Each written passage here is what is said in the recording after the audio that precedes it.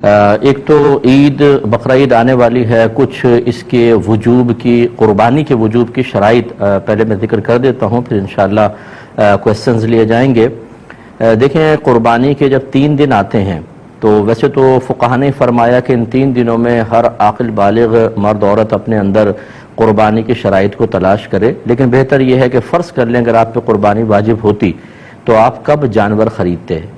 جیسے مثلا آپ کو اندازہ ہو کہ 1 ہفتے پہلے لے آتے یا 3 دن پہلے لے آتے، تو بس اس وقت آپ اپنے اندر یہ شرائط تلاش کیجئے گا۔ گھر کے جس فرد میں یہ شرطیں جمع ہوں گی اس پر عید الاضحیٰ کی قربانی کرنا واجب ہوگا۔ ہمارے یہاں عمومی طور پہ یہ دیکھا ہی نہیں جاتا، بس ابا جان قربانی کر رہے ہیں وہی کرتے چلے جاتے ہیں۔ بعض اوقات گھر والوں کے اندر ایک راؤنڈ لگتا ہے کہ اس سال والد صاحب کی قربانی اگلے سال والد صاحب نہیں کریں گے، امی کی طرف سے ہوگی، پھر وہ نہیں کریں گے تو دادی جان کی طرف سے ہوگی۔ اسی طرح بعض لوگ کویسچنز کرتے ہیں کہ ہم پہلی مرتبہ قربانی کر رہے ہیں تو سنا ہے کہ نبی کریم صلی اللہ علیہ وسلم کی جانب سے پہلی قربانی کرنی چاہیے۔ اسی طرح بعض لوگ یہ سمجھتے ہیں کہ پہلے والدین کی طرف سے ہوگی پھر ہم قربانی کرنا شروع کریں گے۔ یہ سب خیالات ٹھیک نہیں ہیں۔ پہلی بات یاد رکھیے گا کہ جس میں قربانی کی شرائط ہیں اس پہ قربانی واجب ہے، اسے تو اپنی طرف سے کرنی ہی ہوگی۔ تو یہ ہو سکتا ہے کہ والدہ میں قربانی کی شرائط جمع ہو، والد میں نہیں، تو ان پہ قربانی واجب نہیں ہوگی، والدہ پر ہوگی۔ اور یہ بھی پاسبل ہے کہ والد صاحب کے پاس بھی شرائط جمع ہیں، والدہ، بھابھی، بھائی، بچے، بہنیں جو بالغ ہیں، ایک ایک گھر میں 10 قربانیاں واجب ہو رہی ہوتی ہیں لیکن پتہ ہی نہیں ہوتا۔ تو اس لیے جس پر قربانی واجب ہے، اگر پہلی مرتبہ بھی ہے تو اسے واجب اپنی طرف سے کر کے ادا کرنا ہوگا۔ پھر یہ نہیں ہے کہ آپ نبی کریم صلی اللہ علیہ وسلم کی طرف سے کریں، کیونکہ رحمت کونین صلی اللہ علیہ وسلم کی طرف سے کریں گے تو وہ نفلی قربانی ہوگی، تو پھر آپ کا واجب تو رہ جائے گا، آپ گناہگار ہوں گے۔ ہاں، اگر کوئی ایسا شخص جذبہ رکھتا ہے تو 2 جانور لے کر آئے یا 2 گائے کے حصے لے، ایک حصہ نبی کریم صلی اللہ علیہ وسلم کے نام پر اور ایک اپنی طرف منسوب کر کے کرے۔ لیکن بہرحال جس میں قربانی کی شرائط جمع ہیں اس پہ قربانی واجب ہے۔ اب وہ شرائط کیا ہیں؟ نمبر 1 مسلمان ہونا، کافر پر نہیں ہوتی۔ عاقل اور بالغ ہونا، پاگل، مجنون اور نابالغ بچے پہ قربانی واجب نہیں ہے۔ تیسرا مقیم ہونا، یعنی انسان مسافر نہ ہو۔ مسافر سے مراد جو شرعی مسافت ہوتی ہے کہ آپ شہر کی حدود سے باہر نکل گئے اور کم از کم 92 کلومیٹرز دور جانے کا ارادہ ہے۔ جیسی شہر کی حدود سے نکلیں گے مسافر ہیں، پھر اس وقت تک آپ مسافر رہیں گے جب تک آپ کسی اور شہر میں جا کر کم از کم 15 دن قیام کی نیت نہ کر لیں، یا پھر وہ آپ کا وطن اصلی ہو۔ وطن اصلی کہتے ہیں جیسے مثال کے طور پہ جہاں پر آپ پیدا ہوئے اور آپ کا آبائی گھر اب بھی وہاں موجود ہے، ماں باپ ہیں یا آبائی گھر موجود ہے، کم از کم وہ آپ کا وطن اصلی ہے۔ جیسے آپ کراچی میں کام کے لیے آئے اور پھر 2 دن کے لیے اپنے وطن اصلی میں چلے گئے قربانی کے ایام میں، تو وہ تو پھر آپ کا وطن اصلی ہے، جیسے آپ پہنچیں گے مقیم ہو جائیں گے۔ اور اسی طریقے سے اگر آپ نے کسی اور جگہ رہائش اختیار کر لی اور وہاں سے نکلنے کا ارادہ نہیں ہے کہ اب میں مستقل یہاں رہوں گا، وہ وطن اصلی ہوتا ہے۔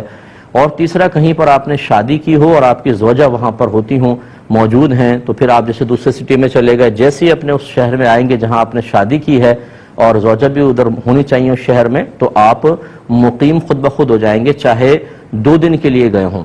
لیکن اس کے علاوہ اگر کوئی ہے ان تینوں چیزوں کے علاوہ تو کم از کم 15 دن کی نیت کریں گے تو مقیم ہوں گے، ورنہ مسافر رہیں گے۔ تو مسافر پہ قربانی واجب نہیں ہوتی ہے، مقیم پر واجب ہوتی ہے۔ اور چوتھا، یہ اچھی طرح ذہن میں رکھیے گا کہ قربانی کے 3 دنوں میں اگر آپ کے پاس اتنا مال ہے کہ جس کی مالیت 52.5 تولہ چاندی تک پہنچ جائے اور وہ آپ کی ضرورت سے یا حاجت اصلیہ سے زائد بھی ہو، تو آپ پہ قربانی واجب ہوگی، یعنی یہ قربانی کا نصاب ہے۔ بس اتنا اگر اماؤنٹ آپ کے پاس ہے اور آپ کی ضروریات زندگی سے زائد ہونا چاہیے۔ ضروریات زندگی میں کون سا ہوگا؟ جیسے اگر فرض کر لیں آپ کو سیلری ملی تو راشن لینا ہے، بچوں کی فی پے کرنی ہے، اور چیزیں ہیں، یا گھر کے جو ضروریات زندگی کا سامان ہوتا ہے، جیسے آپ کے کپڑے ہیں، آپ کے جوتے، اور اگر آپ نے اے سی لگایا ہوا وہ بھی حاجت اصلیہ میں آتا ہے، آپ کا فریج، واشنگ مشین، برتن وغیرہ، یہ سب حاجات اصلیہ میں آتے ہیں۔ اسی طرح آپ کا ذاتی مکان، یہ حاجت اصلیہ میں ہے۔ اس سے فالتو کوئی بھی سامان ہو کہ جو آپ نے جو آپ کی ضروریات زندگی سے زائد ہے یا پھر سونا چاندی کی شکل میں ہے، تو وہ اس پہ قربانی واجب ہوگی۔ لہذا اب آپ کو دیکھنا یہ ہوگا، مثال کے طور پہ اگر کسی بہن کے پاس 1 تولہ سونا ہے تو یقیناً 52.5 تولہ چاندی تک اس کی قیمت پہنچتی ہے، تو ان پر قربانی واجب ہوگی۔ یہ زکوٰۃ کے نصاب کو نہ دیکھیے گا، اس میں یہی لکھا ہے کہ اگر کسی کے پاس بھی کسی بھی قسم کا مال ایسا ہو جو حاجت اصلیہ سے زائد ہو اور اس کی مالیت 52.5 تولہ چاندی تک پہنچ جائے تو اس شخص پہ قربانی واجب ہے۔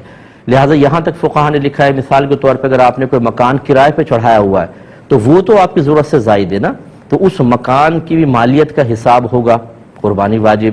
اسی طریقے سے اگر آپ کا ذاتی مکان آپ رہ رہے ہیں، اس میں 6 کمرے ہیں، 4 یوز ہوتے ہیں، 2 کمرے بالکل بند پڑے ہوئے ہیں، ان 2 کمروں کی قیمت کا بھی حساب کیا جاتا ہے۔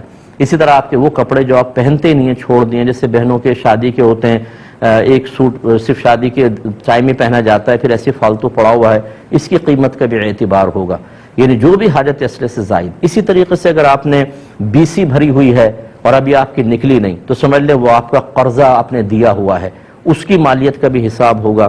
اسی طرح کسی کو قرض دیا ہوا ہے آپ نے، اس کی مالیت کا بھی حساب ہے۔ تو خلاصہ کلام یہ ہے کہ قربانی کے دن جب قریب آ جائیں تو آپ یوں کریں، جتنا آپ کا سونا ہے اس کی قیمت نکلوا لیں، چاندی کی قیمت نکلوائیں، جتنا کیش روپیہ پڑا ہے وہ بھی، پرائز بانڈ ہوں، شیئرز ہوں، سیونگ سرٹیفکیٹس آپ نے لے کے رکھے ہیں، ان سب کی قیمت اس میں ایڈ کر لیں۔ اس کے علاوہ آپ نے اگر BC دی ہے اور ابھی نکلی نہیں، وہ آپ کا قرض ہے سمجھ لیں، اسے بھی ایڈ کریں۔ کسی کو ویسی قرض دیا ہوا ہے وہ بھی اس میں ایڈ کر لیں اور اس کا ٹوٹل نکال لیں۔ ٹوٹل نکالنے کے بعد پھر آپ یہ ضرور دیکھیے گا کہ کیا اس میں سے کچھ ایسا پیسہ ہے جو مجھے فوری طور پہ گھر میں خرچ کرنا ہو، یا پورے مہینے میں جیسے بجٹ کا ہوتا ہے آپ یوٹیلیٹی بلز کے لیے اور راشن وغیرہ کے لیے رکھتے ہیں، اسے اس میں سے مائنس کر دیں۔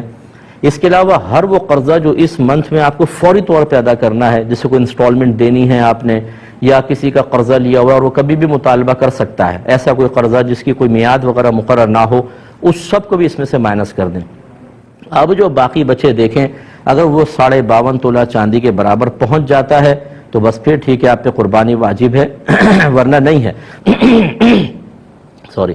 اسی طریقے سے آپ نے ان تمام چیزوں کو ایڈ کیا، قرض باہر نکالا، آپ نے کوئی مکان کرائے پہ دیا ہوا ہے، دکان کرائے پر دی ہوئی ہے، یا آپ دکان چلاتے ہیں، وہ دکان آپ کی حاجت اصلیہ سے زائد کے لائے گی، اس کی قیمت ایڈ کریں گے تو قربانی بن جائے گی۔ اس طریقے سے ہر گھر کا فرد قربانی کا حساب کرے۔ اچھا، جب اس قسم کے مسائل لوگ سنتے ہیں، چونکہ اس میں خرچہ ہوتا ہے، تو کہتے ہیں یہ تو ہم نے آج تک نہیں سنا تھا، پتہ نہیں کہاں سے مسائل نکال کر لے آئے۔ تو ہماری صحت پہ کوئی فرق نہیں پڑے گا، ہمارا کام ہے آپ کو سمجھانا۔ اگر آپ ایک ایسے ماحول میں رہے کہ جہاں آپ کو کسی نے یہ مسئلے نہیں بتائے تو وہ بتانا نہ بتانا وہ چھوڑ دیجئے، ہمارا کام تھا ان مسائل کو سیکھنا۔ اگر ہم ایسے ماحول میں تھے کہ جہاں کوئی بتانے والا نہیں تھا، یا ہم نے علماء سے کوئی کانٹیکٹ ہی نہیں رکھا، یا ہم کوئی دینی پروگرام ہی نہیں دیکھتے ہیں، ہمارا موبائل ریموٹ کنٹرول ہاتھ میں ہوتا ہے، ہر قسم کا سپورٹس کا چینل، فلم کا چینل، دیگر چینل چلتے ہیں، لیکن جب دینی چینل آتے ہیں تو ہم ان پروگرامز کو نہیں دیکھتے، تو اس میں کسی کا قصور نہیں۔ یہ وہ مسائل ہیں جن کا سیکھنا ہر عاقل بالغ مسلمان مرد و عورت پر لازم قرار دیا گیا ہے۔ اگر آپ نہیں سیکھیں گے اور لا علمی کی وجہ سے کوئی ایسی کوتاہی ہوئی ہے تو آپ قابل گرفت ہیں، بروز قیامت اللہ کی بارگاہ میں حساب دینا ہوگا۔